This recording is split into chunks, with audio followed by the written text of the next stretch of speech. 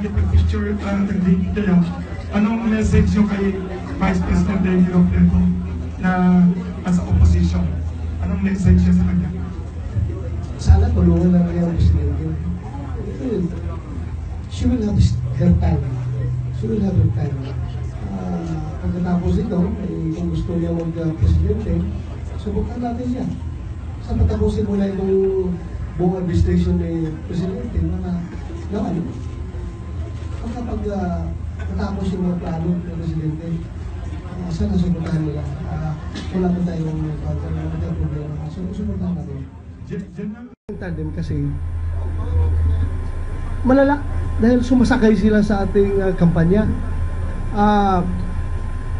Yung iba dyan, yes, totoo yan, may pinapatay na mga drug personality dahil nga titira sila ng mga, sabi lang, mga vigilante. Yung vigilante na they're taking the law into their hands, pinapatay yung mga drug suspects. But itong mga motorcycle riding criminals, sumabay, ikaw may atraso ka sa akin, personalan, for whatever motive, no? Papatayin ka by riding in tandem. Ang daming criminal nangyari ngayon na ganun ang motibo. Kaso lang, yung aside sa nahirapan yung pulis sa pag-imbestiga dahil nga nakatutok kami sa war on drugs. Halos yun ang tutok namin ngayon. Yung riding in tandem, sumakay, at para bang ginugulo kami sa aming kampanya. Now na wala na kami sa war on drugs, hindi na kami nakapokus sa war on drugs. Bantay kayo mga riding in tandem, upaka namin kayo, ubusin namin kayo, tingnan natin, hahanapin namin kayo mga riding in tandem. We have received some information na yun nga, may mga identified na mga, like for example, yung mga ninja cops na na-identify na yun daw ngayon magme-maintain ng mga riding in tandem na mga hitman at tumitira para lalong pasasamain ang liderato ng Philippine National Police dahil galit nga sila dahil minamalas sila sa amin ngayon.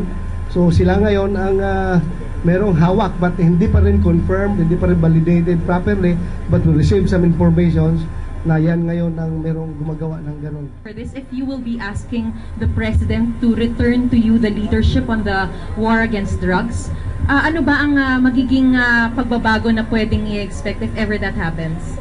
Maris, please, huwag mo hingin sa amin ang pagbabago. Hingin mo siguro doon sa mga drug personalities ang pagbabago. If you don't want the war on drugs to be violent, to be bloody, then tell them, stop selling drugs. Stop fighting it out with the police. Hindi yung police dahil from the very start. That's why we wage the war on drugs, because we value life. If we don't value life, we value money, then we just receive money from the drug lords.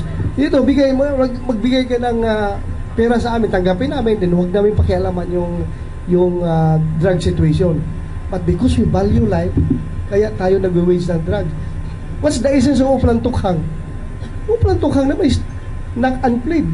Katukin mo yung bahay ng drug personality, pakiusapan mo na please, kilala na namin na ikaw ay puser, huminto ka na, magbagong buhay ka na.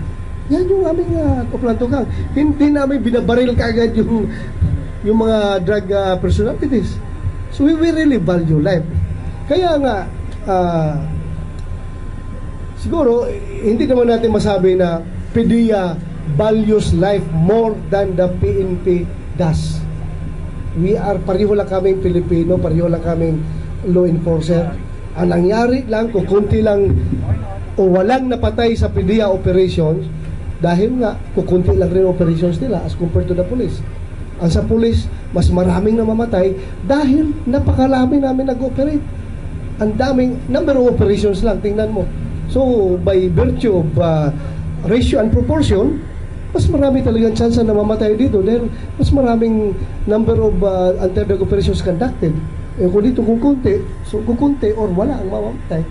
Sir, but we value life, we value life. Yes, we Trust us, we value we life. Understand.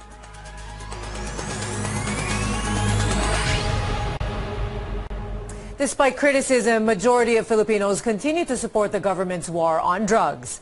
The latest Pulse Asia survey shows All respondents are aware of the campaign against illegal drugs, and 88% of them support it. Data show it has basically the same levels of support from across geographic areas and socio-economic groupings. Only 2% do not back the campaign.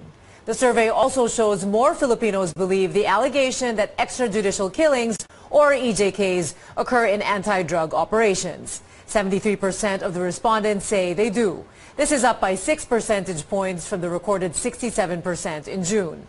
The survey was conducted among 1,200 respondents nationwide from September 24 to 30. It was during this period that the filing of double murder charges against a Caloocan City policeman implicated in the killing of teenagers Carl Arnaiz and Reynaldo de Guzman made headlines. Also in the news was President Duterte and PNP Chief Bato de la Rosa denying any state policy to kill drug suspects under the drug war.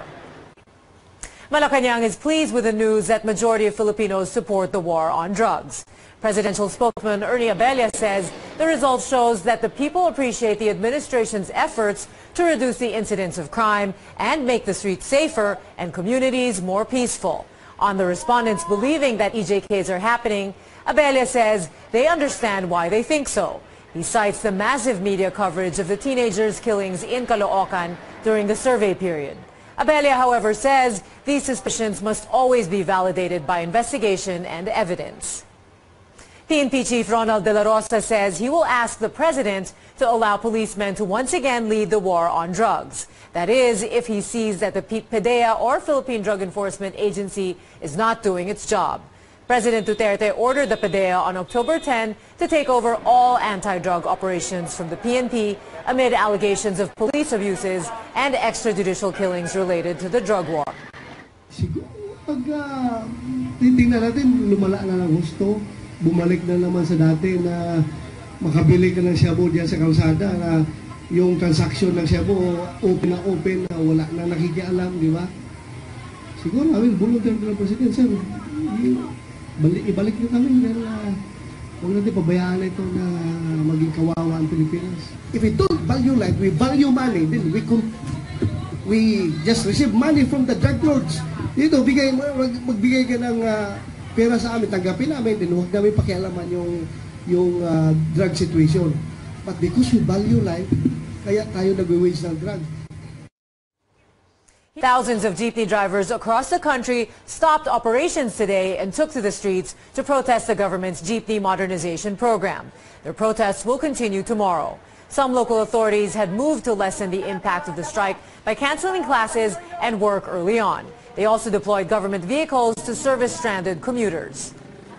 Transport Group Piston says it crippled most of the jeepney routes across the country, but authorities are disputing that claim. Cian Arcangel reports. Almost 1 in the afternoon, and John Azares was still finding it hard to ride a jeep going to Marikina from Cubao due to the transport strike staged by the Group Piston. Despite the cancellation of classes and work in government offices by Malacanang, some commuters still waited longer to ride a jeep. Medyo punuan kasi yung mga jeep ngayon eh. Yung dati may painat-inot na dumadaan. Yan, pagdating ng barangka, konti na lang eh. Piston President George San Mateo calls the first day of their transport strike a success, claiming they have paralyzed 90% of the jeepney routes all over the country. Citing information from Piston ground officials, San Mateo says at least 80% of jeepney routes in several cities in Metro Manila were paralyzed because their members stopped driving their jeeps. Ganitong oras pa lang ay matagumpay na matagumpay ang unang araw ng ating tigil pasada. But in a message to reporters, LTFRB board member Eileen Lizada contradicted this, saying that less than 1% of commuters was affected by the strike. She says the impact of the protest was reduced considerably due to the deployment of buses offering free rides to commuters. Past 9 a.m., militant leaders in Cubao were locked in a tense discussion with the police on the space they were occupying on the road. The police wanted the protesters to stick to one lane, but militant leaders led by Gabriela Women's Party representative Arlene Brosas took issue with the line cops formed around them. Alam ko nga po na hindi kayo dapat nandyan eh. Dapat kayo nakatabi. Dapat wala rito. NCRPO Chief Oscar Albayalde soon arrived and ordered police to make sure the protesters stick to one lane to avoid causing traffic along Aurora Boulevard. Bayaan nyo sila mag-rally, pero yung para makaabala na sila ibang tao, hindi na tama yun. San Mateo insists Piston doesn't mean to cause inconvenience to commuters, but they just want the government to hear their opposition to the Department of Transportation's jeepney modernization program. He says this will just put both operators and drivers into debt since a new jeepney costs at least 1.3 million pesos. Ito na lang pagta-transport strike namin, ang dahilan, kaya yung gobyerno ay nagkakanda pilipit sa pagpapatupad nitong programa. Talagang hindi kaya. At ang computation mo dyan, 800 pesos a day, yan ang sabi ni Lizada eh. Pero actually, nung kinompute namin, batay doon sa sinasabi nila, lumalabas 864 pesos per day eh, for the next 7 years. Piston will push through with the second day of the transport strike tomorrow, and San Mateo is hoping more drivers will join the protest. Cian Arcangel, CNN Philippines. LTFRB board member Eileen Lizada says the presence of numerous leftist groups in today's transport strike is a clear indication that the movement is not just about the jeepney modernization program. She says authorities believe this is a deliberate move to destabilize the government and its plans. Bayan, Kinusang Mayo Uno, and Gabriela are just among the left-leaning groups that have participated in the street demonstrations today. Yesterday's statement was confirmed this morning by one of the leaders of one of the organizers of this strike. Where is it coming from? This is supposed to be modernization. Why are they putting that now at issue in this concern? They are trying to confuse the people. Are they not politicizing the issue? Who is doing it? It's not us. Ang kaharap dapat namin, jeepney drivers, transport leaders. Bakit ang kaharap namin ngayon ay mga KMU at akbayan? What do they have to do with transportation?